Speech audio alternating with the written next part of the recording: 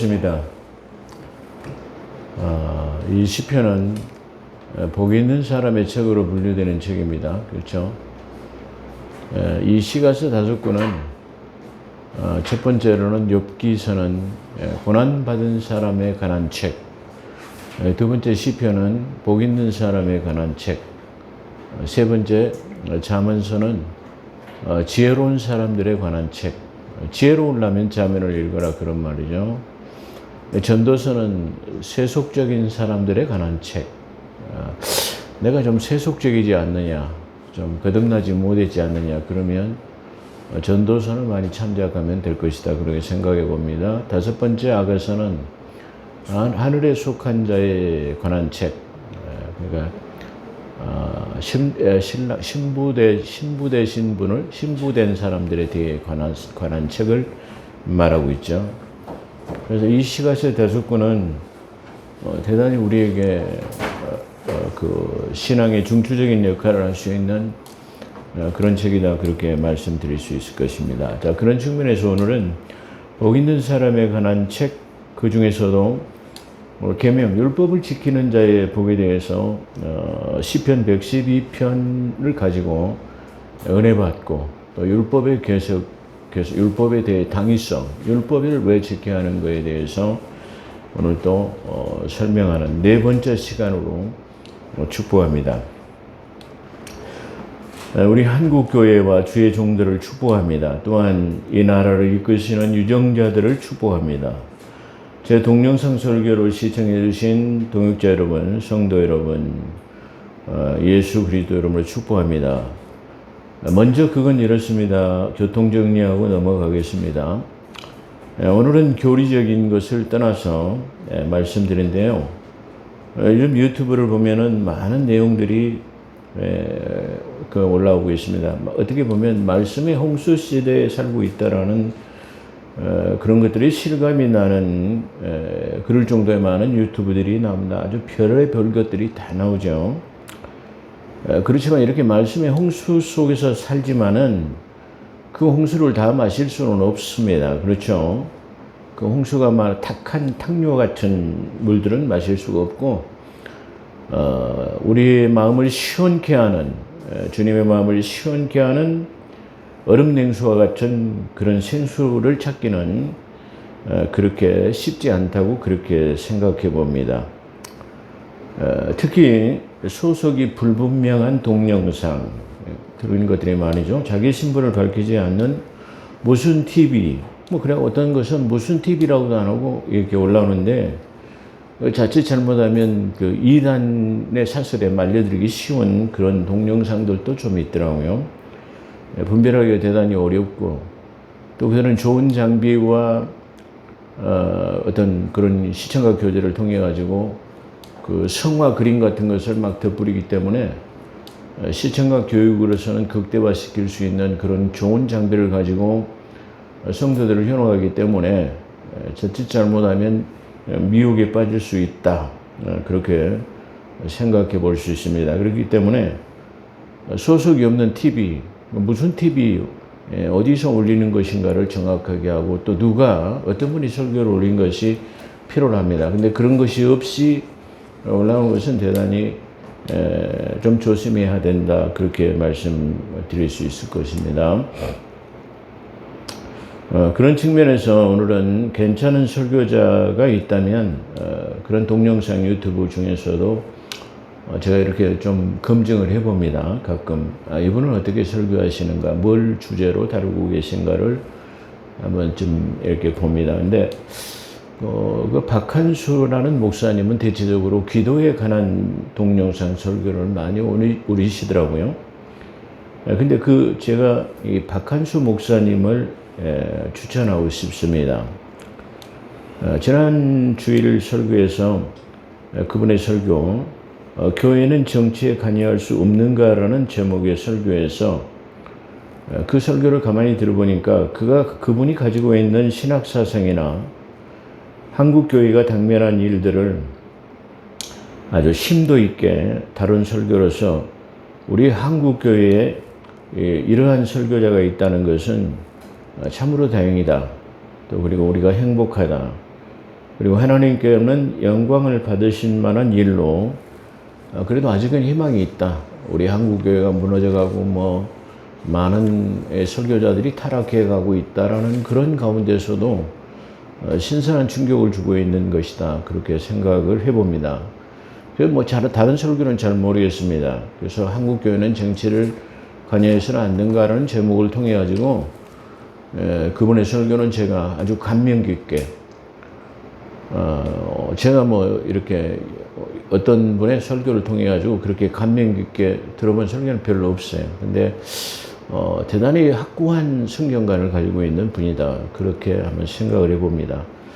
저하고 그분은 일면식도 없어요. 한 번도 본 적이나 일면식도 없는 그런 분이지만 같은 동역자로서의 귀한 설교를 전하고 있다는 것에 아주 고무적이고 바람직한 일이다. 그렇게 말씀드리면서 그분의 동영상은 보셔도 괜찮겠다라는 그런 생각에서 추천을 드립니다.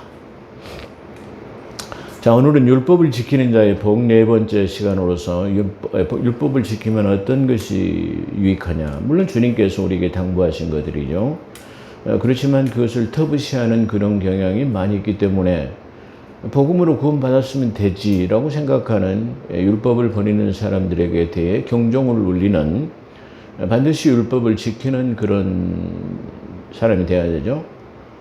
주님께서 십자가에 못 달려 죽으시기 전에 당부하신 내용 속에서도 너희가 나를 사랑하느냐? 나를 사랑한다면 계명을 지켜라고 그렇게 말씀하신 내용도 있습니다. 그 주제는 다음 주에 다루도록 하겠습니다. 자, 그래서 율법은 지킨 자의 복으로 시편 112편으로 은혜를 받는 귀한 시간으로 축복합니다. 할렐루야. 여호와를 경외하며 그 계명을 크게, 그 율법을 크게 즐거워하는, 그 계명을 율법으로 바꿔도 되죠. 율법, 계명, 율법. 제가 설명드리겠습니다. 그 계명을 크게 즐거워하는 자는 복이 있도다. 율법을, 계명을 즐거워하는 자는 크게 복이 있습니다. 크게 계명을 즐거워하는 자는 크게 복이 있도다라고 시작하는 본문은 하나님께 영광을 돌리기 원한다. 할렐루야로 시작한, 할렐루야는 모든 영광을 하나님께 돌립니다. 그런 뜻으로 시작하고 또 여호와를 경외하면, 그렇죠. 경외한다면 계명을 즐거운 마음으로 받아, 그런 뜻입니다. 그러니까 할렐루야는 주께 영광을 돌린다면 경외라는 말은 하나님을 두렵고 떨림으로 섬긴다라는 말이에요. 그렇잖아요. 우리가 아버지를 좋아하지만 아버지는 우리에게 늘 훈계와 질책을 하시기 때문에 좋으면서도 항상 어려운 상대이죠. 그런 것처럼 하나님을 섬기는 자는 영광을 돌리며 하나님을 경외할 줄 알아요. 두렵고 떨림으로 섬길 줄 아는 것을 경외라고 말합니다. 그래서 이 시편 112편은 하나님께 영광을 돌리기를 원하고 여호와를 경외하는 자는 마땅히 하나님의 계명을, 여호와의 율법을 즐거워해야 된다. 그것으로 지금 시작하고 있다. 그런 말입니다. 그래서 이 시편은 율법과 계명을, 이 시편, 그러니까 시편의 대부분 보면 지금 다윗도 율법을 지금 계명으로 그렇게 혼용하고 있어요. 이 특징이 율법과 계명을 혼용하고 있다는 것을 특징이라면 특징일 수가 있습니다. 아까 주님께서도 계명을 지키라는 말은 율법의 조문 중에서도 가장 우선시 되어지는 소중한 것을 먼저 지켜. 그것은 꼭 지켜야 돼. 다른 것도 다 지켜야 되지만 이건 어기면 안 되라고 하는 강조점이 있다는 것을 우리에게 말하는 것입니다. 계명이란 율법 중에서 지금 제가 그럼 계명은 무엇이고 율법이 뭐냐를 설명드리는 거죠. 계명이란 율법 중에서 우선적으로 지켜야 할 것이라고 생각하면 될 것입니다. 지난번에 말씀드린 것처럼 율법은 613가지의 조문을 최우선적으로 반드시 지켜야 할 것을 10가지씩 계명으로 압축해서 시내산에서 하나님에게 직접 모세에게 줬. 근데 이거 하나님께 직접 주신 게 아니라 천사의 중보에 손을 빌어서 주었다고 갈라디아에서 증거하고 있습니다. 하나님께서 직접 천사의 중보의 손을 빌어 모세에게 수여하신 것을 보면 그렇게 보면 틀림없습니다.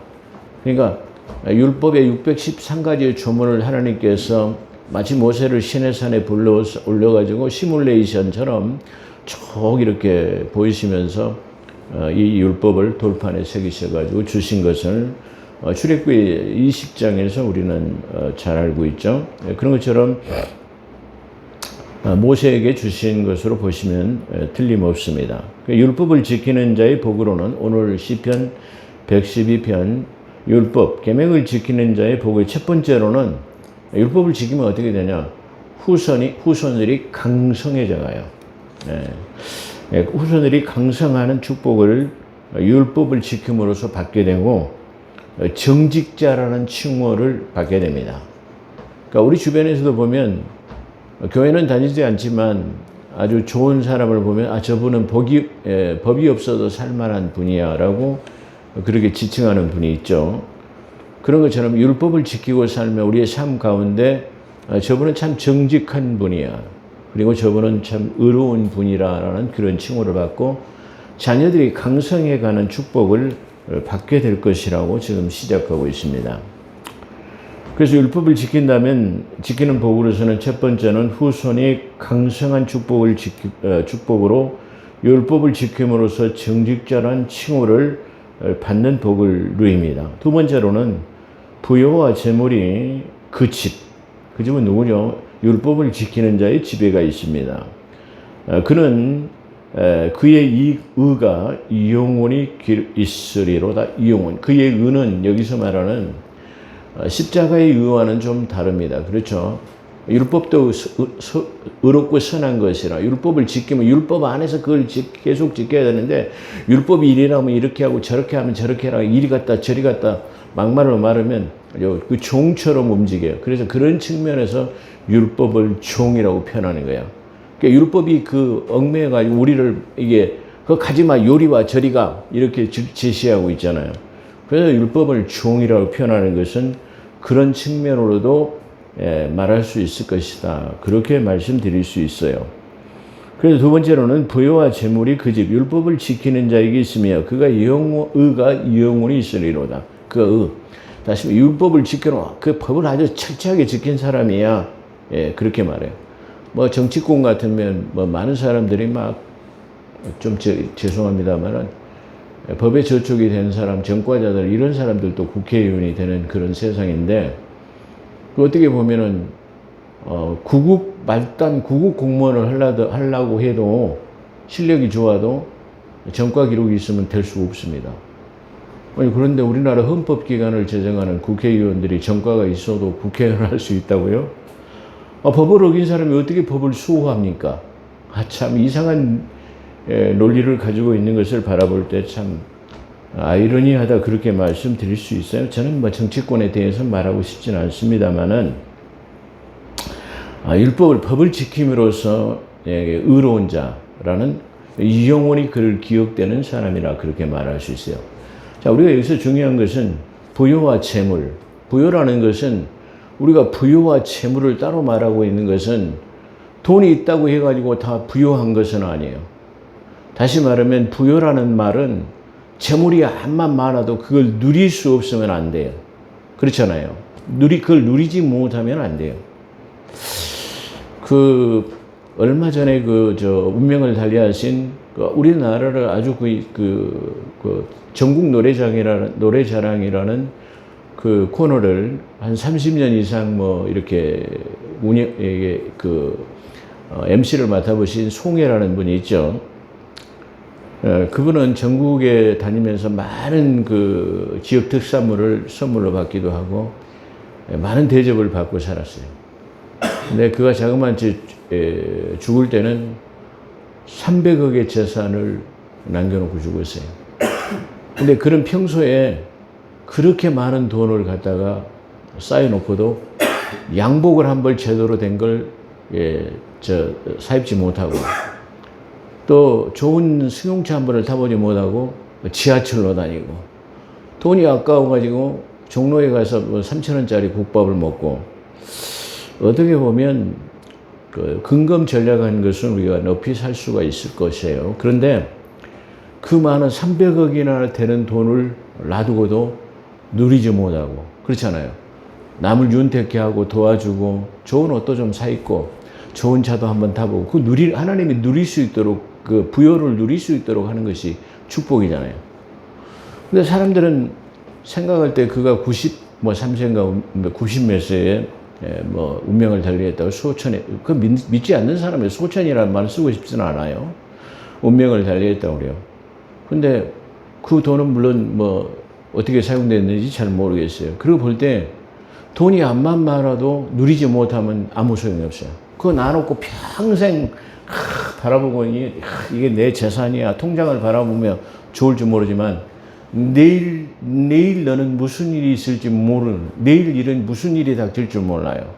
사람이 영원히 살 것 같지만은 만약에 오늘 무슨 일이 있다고 하면 내일은 그 돈은 나하고는 아무 관계가 없는 누리지 못한다면 아무 소용이 없는 것이다. 그런 측면에서 부유와 재물은 다시 말하면 재물이 아무리 많이 있다 해도 누리지 못하면 안 된다. 그런데 여기서는 지금 부유와 재물 누릴 수 있는 것을 네가 누릴 수 있는 축복을 내가 주었다. 그런 말이에요. 그래서 부유와 재물이 그 집 율법을 지키는 자에게 있으며 그의 의가 영원히 있으리로다. 그렇게 말합니다. 물론 여기서 이 의는 아까 말한 네 의가 영원토록 있으리라는 말 여기서의 의는 새 언약의 의와는 다른 율법을 지킴으로써 얻은 의를 말하는 것으로 신약에서 예수님의 핏부림이 이루어지는 다시 말하면 그 죄사함의 핏부림이 이루어지는 그런 의하고는 좀 달라요. 그러니까 모든 죄를 대속하기 위해서는 내가 죄를 짓지 않는 율법에 안전하게 속하든가 아니면 그걸 아까 다 지수소 율법의 종이 되어 그가 매여 있지 않으려면 어떻게 해야 돼요? 자유로운 구원을 얻을 수 있는 예수 그리스도가 필요하다. 그런 말이에요. 그래서요, 율법의 의와 다시 말하면 새 언약, 신약에서 예수님의 피부름이 이루어진 다음에 다시 말하는 의와는 다른 것이에요. 그래서 이 신약에서의 새 언약에 체결됨으로써 얻은 의는 그를 믿는 믿음으로 얻는 의를 말해요. 그래서 그 의를 갖다 예수를 믿음으로써 그분이 우리의 모든 죄를 속량하시고 죄사함을 함으로 그의 안에 들어가면 모든 것이 다 이루어지는 성취를 이루어지는 그걸 갖다가 예수 그리스도의 의라. 그러니까 핏부림이 이루어진 것과 이루어지지 않는 것은 중요한 의미를 가지고 있다. 그렇게 말씀드릴 수 있어요. 그래서 구약에 지금 말하는 이게 시편에서 지금 말하는 의와 신약의 예수님이 말하는 의와는 좀 다르다라는 것을 우리가 이해할 겁니다. 그러니까 예수님이 오기 전에도 얼마든지 의롭다 지칭을 받을 수 있어요. 근데 그 의롭다는 지칭을 받으려면 율법을 하나도 어기지 않는 아주 그 모든 것을 아주 율법적으로 사는 그러한 삶이어야 될 것이다. 그렇게 말씀드릴 수 있을 것입니다. 아까 말씀드린 것처럼 또한 부요는 누릴 수 있는 즐거움을 말합니다. 아무리 재물이 많이 있다 해도 누리지 못하면 그것은 아무 의미가 없을 것입니다. 그렇죠? 그 다음에 세 번째로 축복은 흑암 중에서 어두운 빛이 일어나게 될 것이다. 흑암 중. 다시 말하면 우리의 살다 보면 인생의 어두운 터널을 지날 때가 있어요. 그리고 내가 예견하지 못하는, 내가 원치 않은 환난과 시련, 그런 고통이 있어요. 때로는 물질 때문에, 때로는 질병 때문에, 때로는 주위의 환경 때문에, 뭐 기타 등등 살아가다 보면 자녀들 때문에, 뭐 형제나 친척들 때문에 뭐 고난을 당할 때도 있어요. 그 어둠 속에 있다 할지라도 너는 그 속에서 빛을 발견하게 될 것이다. 너가 그런 어둠에 있다 할지라도 내가 빛을 비춰주겠다. 그런 말이에요. 아주 놀라운 축복이죠. 그래서 이 축복, 세 번째 축복은 흑암 중에라도 빛이 일어나게 될 것이고 어질고 자비롭고 의로운 자라 일컬음을 받게 될 것이다.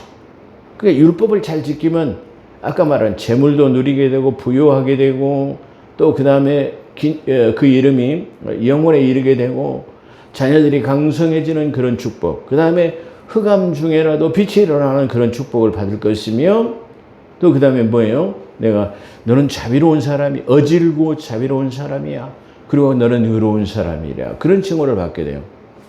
자, 우리가 어질고 자비로우려면 자비로움은 다른 말로 말하면 긍휼히 여기는 마음이에요. 그죠? 어질고 자비롭다라는 말은 긍휼과 선함을 통해 가지고 남의 어려움을 돌아볼 줄 아는 사람을 갖다가 자비로운 사람, 용납하고 간용하고 이런 사람들을 자비롭고 남을 돌이켜 볼 줄 아는 사람을 이렇게 자비롭고 어질다 그렇게 말하죠. 또한 그를 아까 설명한 것처럼 의로운 자라고 그렇게 말할 수 있을 것이다. 의로운 자라는 일컬음을 받게 될 것이다. 엄청난 축복이잖아요. 그렇잖아요. 만약에 우리가 오늘 그리스도의 삶을 살면서 이러한 축복을 얻기 위해서는 어떻게 합니까? 예수 그리스도를 내가 구주로 믿었으면 이걸 지키면 이런 복들이 따라오는 거예요. 그러니까 우리가 예수 그리스도를 믿으면서도 가난하게 살고 부유롭지 못하고 우리가 항상 어두운 빛 가운데 있지 못하고 내 자녀들이 강성해 가지 못한다고 한다면 지금 이 시간을 통해 가지고 우리가 점검해 봐야 되는데 그 점검은 뭐죠? 바로 율법이라는 것을 내가 떠나서 살았구나.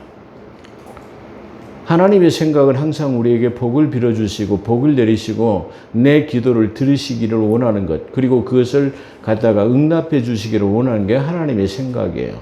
사람의 생각은 뭐죠? 사람의 생각은 항상 우리의 생각이 악할 뿌리고 계명을 버렸기 때문에 너희에게 뭐가 임한다? 재앙이 임한다 라고 에레미야서 6장 19절에 그렇게 말하고 있습니다. 그렇기 때문에 우리가 저주나 재앙이 임하지 않는 그러한 삶, 평안한 가운데에 우리가 살 수 있는 복은 뭐냐? 그러면 예수 믿었어요. 구원 받았어요. 그럼 우리의 삶의 지침으로 주신 그런 것들을 다 지켜낼 때 뭐예요? 평안하는 거예요. 사람이 법을 어기게 되면 뭐예요? 불안하잖아요.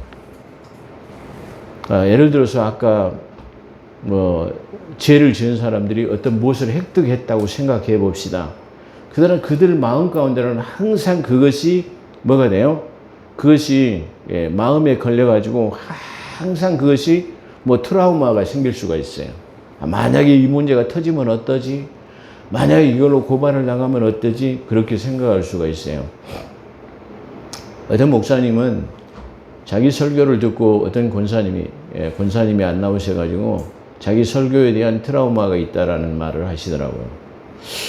아니 목사님이 하나님의 의도를 증거했으면 그걸로 끝나는 거지 무슨 트라우마가 자기가 잘못 전했거나 뭔가에 캥기는 것이 있기 때문에 트라우마가 생기는 거죠.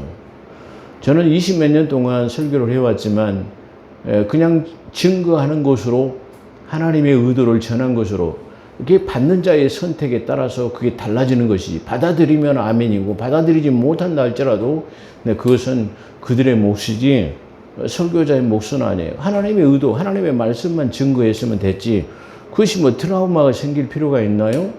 그러잖아요. 법을 지키지 않는 사람은 트라우마가 생길 수밖에 없죠. 그리고 그것이 항상 자기를 괴롭힐 수밖에 없는 것이 될 수밖에 없어요. 그렇기 때문에 죄를 가지고는 이게 어떤 소기의 목적을 획득했다 할지라도 그를 괴롭히는 것은 그렇지 못해요. 그걸 우리가 생각해 볼 수 있어요. 그래서 우리의 축복은 흑암에라도 빛이 일어나게 될 것이고 어질고 자비롭고 의로운 자라 일컬음을 받게 될 것입니다. 그렇죠? 그렇기 때문에 우리는 율법으로 완전하게 되지 못한 것을 예수 그리스도를 통해서 구원의 완전하게 이루게 됐다면 또한 그분이 우리에게 생활 지침으로 주신 율법을 지킬 때 이러한 복을 우리가 받아 누리게 될 수 있을 것을 말하고 있습니다. 마지막 네 번째로는 재물이 풍부하고 부유해서 남에게 빌려줄 수 있는 은혜로 남에게 구워줄 수 있는 은혜로 아니 남의 암만 자비지심 어질고 자비로운 사람이라도 내가 가진 게 없으면 도와줄 수 있어요? 없어요. 근데 내가 뭐가 있을 때요? 근데 남았을 때 내가 있을 때 잘해 그런 것처럼 내가 없으면 도와주고 싶어도 나눠주고 싶어도 자비롭고 싶어도 긍휼을 베풀고 싶어도 못해요. 그러나 있으면 할 수 있어요. 근데 이 사람은 아주 지배가 풍부한 재물 그리고 부유함이 있기 때문에 누구에게도 손을 내민 사람에게 나눠줄 수 있어요. 성경이 그러잖아. 누가 내게 꾸이러 온다면 그냥 돌리지 말라. 그냥 돌려보내지 말라. 그렇게 말하죠. 잠언 11장 23절에 보면 흩어 구제해도 부할 뿐이요 가도 약겨도 가난할 뿐이니라. 남을 윤택케 하는 자는 윤택하게 되어질 것이고 내 식물을 물에 던져버리라. 그럼 몇 날 후에 되돌려받을 것이다. 대가성 없이 내가 빌려줘도 그 사람한테 빌려줘가지고 내가 언제 그걸 받을까라고 생각한다면 그 돈을 빌려줄 수 없어요. 그러죠. 아, 내가 저 사람한테 이게 빌려줘갖고 언제 받을까? 돌려받을 수는 있을까? 뭐 이렇게 생각해요. 어떤 사람은 결혼 축하금을 내는데 축하금을 낼 때도 이해 득실을 따지더라고요. 아, 내 자녀는 2명밖에 없는데 지금 저 사람은 지금 3명, 4명이나 돼. 그러면 내가 4명 갖다가 돈을 10만 원씩 40만 원 줘야 되는데 나는 2명밖에 없기 때문에 20만 원밖에 못 받아. 그러니까 5만 원씩 하자. 그게 돼요? 안 되는 거예요. 그건 뭐죠? 이해 득실을 따지기 때문에 거기는 뭐가 빠지는 거죠? 진정으로 내가 축하해주고 싶은 마음이 빠진 거예요. 돈의 액수에 많고 적음을 따가지고 내가 할 수 있는 범위 내에서 최대한을 할 수 있는 것. 그렇잖아요. 지금 내 형편이 뭐 30만 원 낼 수 있으면 30만 원 내는 거지. 아, 내가 30만 원 내가지고 언제 돌려받을까 생각하면 뭐예요? 줄 수 있어요? 못해요. 그렇게 되면 뭐 마음으로부터의 축하 마음은 멀어지게 되는 것이다. 그걸 말할 수 있어요. 그렇기 때문에 성경에서는 내 식물을 물 위에 던져버리라. 맨날 후에 되돌려 받을 것이라고 하는 것은 내가 받을 걸 생각하지 말고 주는 거예요. 그렇기 때문에 그것도 내가 할 수 있을 때 하는 거예요. 아무리 내가 내 형제를 도와주고 싶고 내 친척을 도와주고 싶어도 내가 가진 것이 없으면 할 수 없어요. 있을 때 베푸는 거야. 있을 때 잘해야 되는 거예요. 그러잖아요. 요즘 뭐 흔히 많이 나오는 얘기들을 보면 그래 있을 때 잘해. 뭐 그런 말들을 많이 하는 것을 볼 수 있습니다만은 그렇습니다. 내가 베풀고 싶어도 없으면 못해요. 근데 여기서 네 번째는 재물이 풍부하고 부요해가지고 남에게 이게 빌려줄 수 있는 그는 은혜로운 자가 될 것이에요. 그렇게 행하는 사람을 뭐라고 말해요? 공의로운 자라 그렇게 말해요. 공의라는 말은 하나님의 의를 행하는 자 그런 것을 말할 때 공의라고 그러는 거예요. 그러니까 공의는 하나님께서 베푸실 때 뭘 바라고 줍니까? 아닙니다. 우리를 너무나 사랑하사 하나님께서 모든 것을 뭐예요? 공짜로 주시는 거예요. 햇빛도 공짜예요. 빛도 공짜예요. 낮에는 햇빛을 주시고 또 비도 주시고 공기도 주시고 이슬도 주시고 다 뭐예요? 뭘 줘요? 당신의 아들 예수 그리스도까지 우리를 구원하시기 위해서 다 주시는 게 뭐예요? 공짜예요. 공짜. 그걸 갖다 뭐라고요? 은혜의 선물이라고 그래요. 그런 것처럼 우리는 이렇게 하나님의 은혜의 선물을 너무나 많이 받고 살면서도 우리의 삶 속에서는 하나님이 주신 것에 비해서 너무나 인색한 삶을 살아서는 안 된다. 그렇게 말할 수 있어요. 그래서 하나님의 재물을 가지고 이게 재물이 풍부하기 때문에 부요하기 때문에 남에게 빌려줄 수 있고 구워줄 수 있는 것은 그건 엄청난 축복이고 은혜다. 그걸 행하는 사람은 공의가 있다. 공의로운 사람이다. 그렇게 일컬음을 받을 것입니다. 20편, 112편은 계속적으로 그 축복받는 사람에 대해서 말하고 있지만 오늘 율법에 설명하기 위해서 여기까지 5절까지만 말씀드리겠습니다. 자, 그렇게 그런 사람은 어떻게 되죠? 그의 요동치 않은 그 이름은 요동치 않은 영원히 기념비적 이름이 될 것입니다. 여기서 기념비적 이름이라는 말은 뭐냐? 성경에 기록되는 거예요. 하나님이 기억하신 바 되는 거예요. 생명록에 기록되는 것을 말하는 거예요. 이렇게 의롭고 이게 자비롭고 다 이런 사람 계명을 지킨 사람은 하나님 뭐예요? 그래 잘했어. 기억하신 바 될 수 있다라는 기념비적 이름이 될 것이다. 그렇게 말합니다. 자, 계속해서 율법에 대해서 은혜를 받습니다. 자, 예수 그리스도께서는 율법 아래 나셨습니다. 율법 아래 나셨고 율법대로 사셨으며 율법을 다 완성했죠. 제일 쉽게는 말하면 다시요. 나시린으로서 하나님의 성전 봉사 하나님의 일을 하기 위해서는 뭐예요? 나시린의 30세가 되기 전에는 일할 수 없어요. 그게 율법이에요. 그래서 주님께서는 당신의 일을 행하시기 위해서 얼마나 30년을 참고 기다리셨어요. 그래서 30세가 되니까 좋다. 내 때가 됐다. 그 30세에서 일을 시작했어요. 그 뭐예요? 율법의 완성이에요. 율법의 30세가 되기 전에는 성전 봉사를 하지 못하도록 율법에 기록되어 있어요. 그렇기 때문에 30세가 되셔가지고 율법을 이게 그 시작하셨어요. 그 뭐죠? 율법의 완성자로 율법을 완전히 지킨다는 것을 우리에게 말하고 있다. 그 대표적인 예로 간단히 쉽게 그것만 말씀드릴 수 있어요. 그래서 예수 그리스도가 율법 아래 나셨고 율법대로 사셨으며 율법의 완성자로 그 다음에 십자가에 달리심으로 율법의 저주를 받아 율법 모든 사람은 다 이게 저주를 받아 죄 때문에 죄성 때문에 저주를 받는 거죠. 저주를 받아 율법의 요구대로 원에게 십자가에 달리심으로 율법의 저주를 받아서 율법의 요구대로 온전히 이루심으로 율법 아래에 있는 모든 죄인들을 속량하셨다고 갈라디아서 4장 4절에서 5절에 말하고 있습니다. 갈라디아서 4장 4절과 5절에는 이렇게 말합니다. 우리도 이와 같이 어렸을 때는 이 세상의 초등학문 아래 종로로 다니던 초등학문의 종로로 우리가 초등학교에서 그러면 학문이라고 한다면 초등학교에서 배운 거 버리나요? 아니에요. 저는 어떻게 보면 초등학교 때 많이 배운 것이 지금도 생활에 많은 도움이 되고 있다는 것을 한번 생각해 볼 수 있어요. 초등학문이 돼갖고 어리니까 이리 가라 저리 가라 한다 이 말이야. 아까 말했지 종로로 단다라는 말은 율법이 거기 가지 마 여기는 가 그건 해도 돼 안 해도 돼 이리 가 저리 가 이렇게 하면 뭐예요?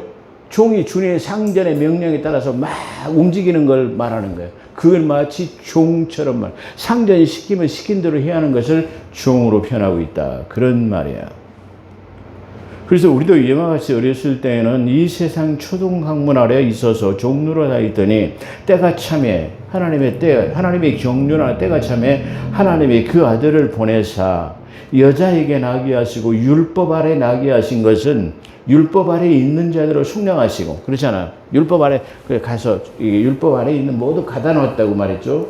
그런 표현을 썼는데 그걸 속량하시고 우리 아들의 명분을 얻게 하려 하심이라. 아들의 명분 그렇잖아요. 그렇게 위해서 그걸 얻게 하시기 위해서 지금 이거 율법을 다 이렇게 이기시고 속량하셨다 그런 말이죠. 따라서 구약의 모든 율법은 그리스도 복음 안에서 완전하게 되었습니다. 그래서 마태복음 5장 17절에 말한 것처럼 이 마태복음 5장 17절의 성취죠. 그래서 주님께서 뭐라고 그래요? 내가 율법이나 선지자를 폐하러 온 줄로 생각하지 말라. 내가 폐하러 온 것이 아니라 완전하게 하려 함이로다. 할렐루야. 그래서 이거 율법을 갖다가 다 성취하지 못하고 이루지 못하고 다 지키지 못한 것을 주님께서 완전하게 그걸 본을 보이시고 그걸 완전히 다 읽어가지고 그냥 깨트려 버렸어요. 그런 말이에요. 그렇다고 아까 말한 것처럼 그렇다고 이게 완전히 이게 해결됐다고 그 우리 초등학년에 배운 학문을 버리나요? 아니다 그랬죠. 지난번에 부모가 어디 떠났을 때를 비유로 해서 제가 말씀드린 것이 앞전 설교가 있는데요. 그걸 참조하시면 될 것이다. 그렇게 생각해 봅니다. 자, 그리하여 그리스도의 십자가의 대속의 은혜를 믿고 의지하는 자는 의롭다함을 얻게 되는 것입니다. 그리스도의 십자가의 대속의 은혜를 믿고 의지하는 자는 다 의롭다함을 얻어요. 그게 갈라디아서 3장 10절에서 14절의 내용입니다. 그 내용은 이렇습니다. 무릇 율법의 행위에 속한 자는 저주 아래, 율법을 속한 자는 다 저주, 다 완전히 지킬 수 없다 그런 말이죠. 인날이 기록된 바 누구든지 율법책에 기록된 대로 온갖 일을 항상 행하지 아니하는 자는 저주 아래 있는 자라 하였음이라. 그러니까 율법을 항상 그걸 지키고 이리 갔다 저리 갔다 해야 되는데 그걸 못할 때가 있다 그런 말이에요. 종처럼 움직여야 된단 말이죠. 근데 그걸 못할 때가 있다 이 말이에요. 그게 저주 아래 있다. 또 하나님 앞에서 아무나 율법으로 말미암아 의롭게 되지 못할 것이 분명하니 이는 의인이 믿음으로 살리라 함과 같으니라. 사도 바울이 로마서에 말한 것처럼 지금 여기서 그걸 말하고 있다 그런 말이죠. 이 갈라디아서에서도 사도 바울이 그거에 대해서 말하고 있어요. 다시 한번 말하자면 또 하나님 앞에서는 누구나 죄의 문제를 가지고는 설 수 없어요. 하나님 앞에 선다면 율법을 완전히 지켜가지고 흠과 티가 없어야만 주님 앞에 설 수 있어요. 근데 그러기가 쉽지 않다 이 말이에요. 핏부림이 없었기 때문에 그런다 그 말이에요. 그러니까 주님이 오시기 전까지는 안전하다 일컬음을 받을 수는 있어요. 근데 거기에다 덧붙여져야 할 것인데 그의 핏부름이라고는 예수 그리스도의 핏값의 속량함을 얻는 것이 완전하게 되어지는 것이다. 그렇게 말씀드릴 수 있어요. 그래서 또 하나님 앞에서 아무나 율법으로 말미암아 의롭게 되지 못할 것이 분명하니 이는 의인이 믿음으로 말미암아서 믿음 뭐예요? 예수 그리스도를 믿는 믿음으로 우리가 뭐예요? 의롭게 되는 거예요. 아까 제가 말씀드린 것처럼 율법을 지킴으로써 얻어지는 의는 그걸 완전히 지켜가지고 흠과 티가 없이 완벽해졌을 때 그래 너는 율법으로 완전한 자라 그래. 그래서 사도 바울이 내가 율법 교사로서 내가 율법 아래 나는 히브리인 중에 히브리요 율법에 대해서는 아주 정통하고 내가 율법을 어긴 적이 없는 사람이야. 그런데 그것으로는 완전해질 수 없기 때문에 내가 그 율법 아래 있었던 것을 바로 예수로 영접했다라는 그런 내용을 말하고 있는 것을 볼 수가 있습니다. 그래서 율법은 믿음에서 난 것이 아니라 계속합니다. 이게 지금 갈라디아서 3장 10절에서 14절의 내용을 지금 제가 봉독해 올리는 겁니다. 율법은 믿음에서 난 것이 아니라 율법이라는 믿음에서 난 것이 아니라 그냥 지키라고 생활 지침으로 준 거다 이 말이에요. 믿음은 뭐요? 예수를 믿는 것으로 이루어지는 것을 말해요. 자, 이것이 믿음에서 난 것이 아니라 이를 행하는 자는 그 가운데 살리라. 이를 행하는 자. 다시 말해 율법을 지키면 율법으로 살리라 함과 같으니라. 그런 말이에요. 율법을 지키려고 한다면 그걸 율법을 지키면 그걸 살아. 그래서 이걸 율법의 믿음에 잘 들으세요. 율법은 믿음에서 난 것이 아니라 이를 행하는 자는 그 가운데 살리라 했느니라. 한편 그렇죠. 그리스도께서 우리를 위하여 저주를 받은 바 되사 율법의 저주 아래 우리를 속량하셨으니 기록된 바 나무에 달린다마다 십자가 나무 형태를 말하는 거죠. 나무에 달린 자. 이 말은 바로 목매달아 죽은 것처럼 그걸 말하는 건데 이걸 갖다가 나무에 매달린다는 것은 십자가의 형틀에 매달린 걸 저주를 받아서 죽었다는 그걸 말해요. 그래서 나무에 달린 자마다 저주를 받았어요. 십자가 나무의 형태를 말하는 거죠. 저주 아래 있는 자라 했습니다. 신명기 21장 23절에 그걸 참고하시면 될 거예요. 자, 그래서 이는 그리스도 예수 안에서 이것도 율법이에요. 근데 그걸 다 지키셨어요. 그걸 다 못 박아서 다 해결해 버렸어요. 이는 그리스도 예수 안에서 아브라함의 복이 이방인에게 미치게 하고 뭐예요? 이 예수 그리스도 안에 있는 복이 아브라함을 통해 이방인에 미치게 하는 그 약속이 성취됐다 그런 말이야.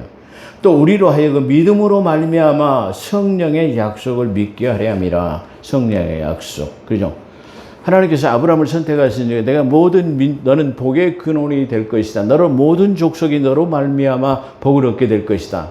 이건 누구예요? 아브라함의 후손인 그러죠. 오실 메시아를 통해 가지고 모든 세상에 복을 받게 하는 그 복의 성취가 예수 그리스도의 십자가의 나무 형틀에 매달리게 되심으로써 그게 성취되었다. 그런 말이에요. 그래서 여기서 또 우리로 하여금 믿음으로 말미암아 성령의 약속을 받게 하려 함이라. 오후 이 설교에도 아마 좀 연관이 있을 것 같아요. 성령을 받게 될 것이다. 그렇게 말합니다. 믿음으로. 그렇죠. 성령은 우리가 믿음으로 초청했을 때 받는 거예요. 이제 오후 찬양 예배 때 말씀드리겠습니다. 여기서 아브라함의 복은 아까 말씀드린 것처럼 창세기 12장에서 땅의 모든 족속이 너로 인하여 복을 받으리라는 그런 내용을 지금 말씀하고 있습니다. 오늘은 여기까지 하고 다음 주에 계속해서 율법에 관한 복에 대해서 말씀드리겠습니다. 기도하겠습니다. 거룩하시고 자비로우신 하나님 아버지, 오늘도 율법에 대해서 우리가 강론했습니다. 시편 112편을 통해서 또 주님께서 율법 아래 있는 우리를 속량하시기 위해서 나무 형틀에 매달리시고 그 저주를 다 못 박아버리고 부활하심으로 말미암아 우리를 의롭다 하시는 그 은혜를 발견하는 귀한 시간으로 함께 하심을 진실로 감사드립니다. 하나님, 율법을 우리 초등학문 같아서 우리가 알았던 것을 버리는 것이 아니라 그 초등학문도 우리의 삶의 지침으로 우리가 필요하다는 것을 알게 하신 것처럼 우리가 어렸을 때 배운 것도 버릴 필요가 없는 우리의 삶의 지침이라는 것을 또한 말씀을 통해서 깨달았습니다. 하나님께서 생활 지침으로 주신 율법을 다 지켜 구원받고 복을 누리는 복된 삶이 되게 도와 주옵소서. 감사하며 우리 구주 예수 그리스도 이름으로 감사기도 드리옵나이다. 아멘.